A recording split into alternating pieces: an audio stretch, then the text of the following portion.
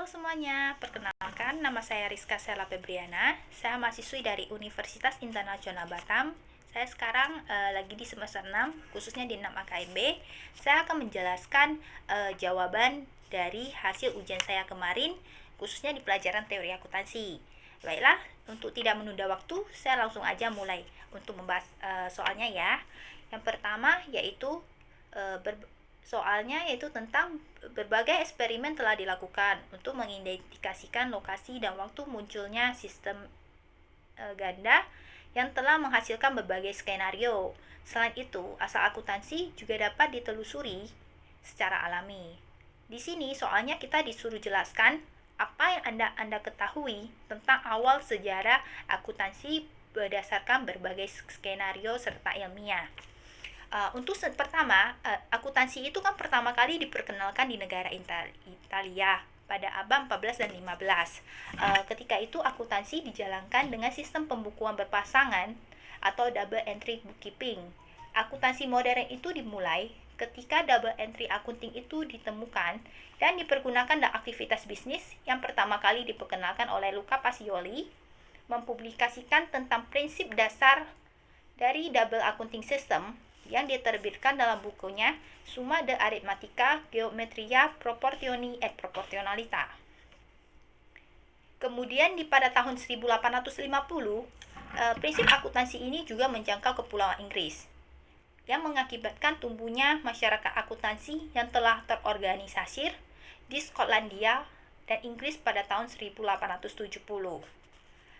Pada paruh pertama di abad ke-20, dengan bertumbuhnya kekuatan ekonomi USA, di saat bersamaan akuntansi pun diakui sebagai suatu disiplin ilmu akademik senolim. Dan setelah usai Perang Dunia Kedua, pengaruh akuntansi terasa khususnya di dunia barat. Untuk nomor 2, kita disuruh jelaskan apa yang Anda ketahui sih perbedaan antara GAAP dan IFRS. Untuk perbedaan GAAP dan IFRS, itu kita lihat dari urutan laporan. Untuk GAAP sendiri, itu ada aset, stockholder equity, sama liabilitas. Sedangkan untuk di IFRS, itu ada aset, liabilities, sama stockholder equity-nya. Yang kedua yaitu penyusunan atau urutan akun aset. Kalau di GAAP, itu current non-current, dan untuk IFRS, itu non-current sama current. Yang ketiga, urutan akun liabilities.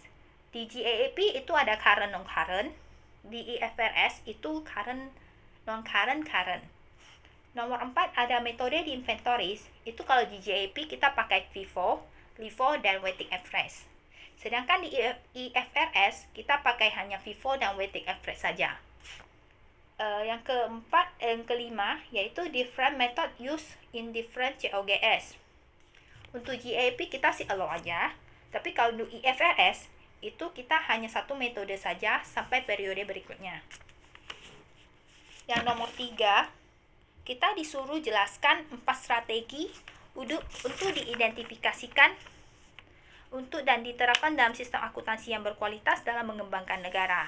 Dan kemudian kita disuruh berikan argumen apa aja sih yang digunakan, sistem apa aja sih yang digunakan dalam Indonesia gitu. Kalau menurut saya sih jawabannya gini. Untuk standar akuntansi keuangan itu kan adalah metode dan format baku. Dan dalam penyajian laporan keuangan suatu kegiatan bisnis di Indonesia. Standar akuntansi ini berkembang menjadi 4 pilar yang disusun dan mengikuti perkembangan dunia usaha. Yang pertama ada PSAK sama IFRS, yang kedua SAK dan ETAP, yang ketiga PSAK dan Syariah, yang keempat SAP. Untuk di Indonesia sendiri itu menggunakan IFRS sebagai standar akuntansinya. Karena lewat IFRS bisa diketahui bagaimana suatu perusahaan itu menyusun laporan keuangan berdasarkan standar yang bisa dimengerti secara global dan membuat perusahaan itu bisa dimengerti oleh pasar dunia yang lain. Untuk nomor 4 sendiri, itu kita disuruh gambar kerangka konseptual dan disuruh jelaskan semua pengertiannya. Untuk kerangka konseptual sendiri itu banyak sekali. Gambarnya seperti ini. Itu di assumption-nya itu ada terbagi 5, yaitu ada economic entity, going concern, monetary unit, periodicity, dan accrual. Di prinsipnya juga ada measurement, revenue recognition, expense recognition, and full disclosure. Dan untuk di constraint itu ada cost. Dan untuk yang di bawahnya ada quality characteristics seperti yang jelasin di sini. Elemen-elemennya ada aset, liabilities, equity, income, expense, objektifnya juga ada. Baiklah, saya akan menjelaskan dari semua penjelasan yang ada di sini. Untuk assumption-nya itu kan ada economic entity. Economic entity itu adalah aset atau kewajiban yang dimiliki oleh bisnis itu harus terpisah dengan pemiliknya. Yang kedua ada going concern. Going concern itu diasumsikan bahwa perusahaan akan dijalankan dalam jangka yang panjang dan memiliki umur yang panjang. Itu yang nomor 3 ada monetary unit. Monetary unit itu adalah laporan keuangan yang dicatat dalam satuan unit moneter seperti mata uang negara masing-masing. Untuk periodicity itu seperti laporan keuangannya itu disusun per periode. Misalnya 1 bulan, per tahun atau kayak gimana. Untuk yang nomor 5 ada accrual. Accrual itu adalah maksudnya transaksinya dicatat per periode terjadinya transaksi tersebut. Untuk di bagian principle itu terbagi 4. Yang pertama adalah measurement. Measurement itu adalah penilaian laporan keuangan itu dapat dilakukan dengan historical cost maupun fair value. Untuk nomor 2, revenue recognition. Maksudnya pendapatannya itu diakui pada periode akuntansi di mana barang atau jasa telah diberikan. Untuk expense recognition, maksudnya beban diakui pada periode akuntansi di mana beban tersebut dinikmati atau digunakan untuk mendapatkan pendapatan. Untuk nomor 4 ada full disclosure. Itu laporan keuangannya dirancang dan disusun untuk mengungkapkan kejadian-kejadian yang terjadi pada periode tersebut yang dapat mempengaruhi pengambilan keputusan. Untuk constraint sendiri ada cost. Cost itu dikarenakan laporan keuangan terdapat faktor-faktor yang membatasi informasi, maka perusahaan perlu mempertimbangkan biaya yang dikeluarkan dan manfaat yang didapatkan. Untuk kualitatif karakteristik itu ada fundamental qualities, ada relevan. Maksudnya relevan itu, laporan keuangannya harus dapat memberikan informasi yang dapat membantu pengambilan keputusan. Dan di relevannya sendiri ada dibagi lagi, ada predictive value, konfirmasi value, sama materiality. Untuk predictive value, itu maksudnya informasi yang dapat digunakan untuk memprediksi masa depan. Sedangkan untuk confirmatory value, itu informasi yang dapat digunakan untuk mengungkapkan prediksi sebelumnya. Yang ketiga ada materiality. Materiality maksudnya pedoman implisit bagi akuntan dalam hal apa aja yang sebaiknya diungkapkan dalam laporan keuangan sehingga seorang akuntan perlu memutuskan apa yang penting dan apa yang tidak. Untuk factful representation itu adalah angka pada laporan keuangan yang merupakan yang benar-benar terjadi. Ada completeness, neutrality, free from error. Kalau completeness sendiri itu maksudnya semua informasi yang dibutuhkan akan ditampilkan. Kalau neutrality itu maksudnya laporan keuangan yang disajikan bersifat netral dan tidak memihak. Untuk free from error maksudnya sebuah laporan yang disajikan itu bebas dari kesalahan. Yang kedua ada enhancing qualities, itu dibagi 4, ada comparability, variability, timeliness, and understandability. Untuk comparability sendiri, maksudnya laporan keuangan itu dapat digunakan untuk membandingkan dengan usaha sejenis dan dibandingkan dengan tahun-tahun sebelumnya. Untuk variability, itu maksudnya laporan keuangan yang disajikan dapat diverifikasi kebenarannya dan kejadian telah terjadi. Timeliness itu adalah laporan keuangan disajikan secara tepat waktu sehingga dapat bermanfaat dalam pengambilan keputusan. Untuk yang keempat ada understandability, itu maksudnya sebuah laporan yang disajikan mudah dimengerti oleh para penggunanya.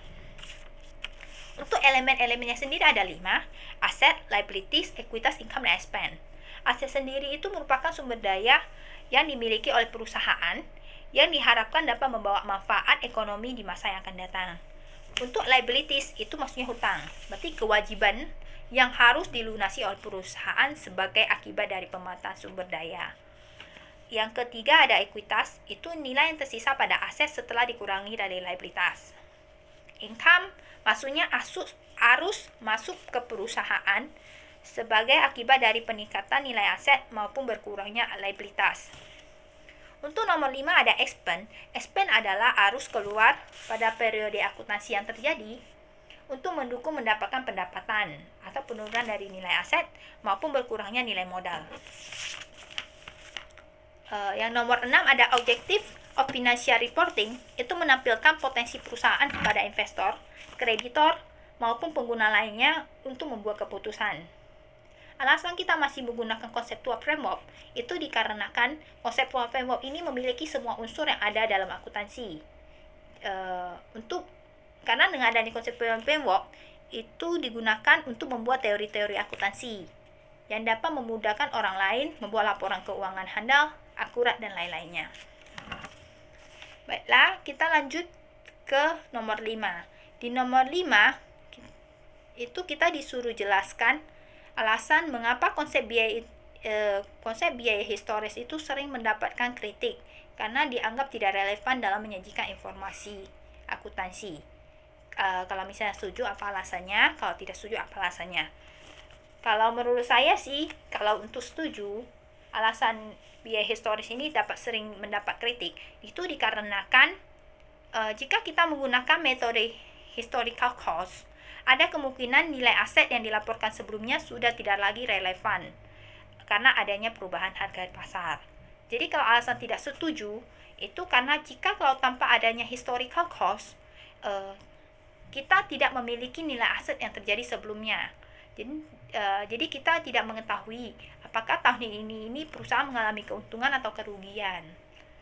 Jadi kalau menurut saya sih ada sisi baik sama ada sisi nggak setujunya sih, alasan historical cost ini dikritik. Oke, sekian dari penjelasan saya kali ini. Terima kasih.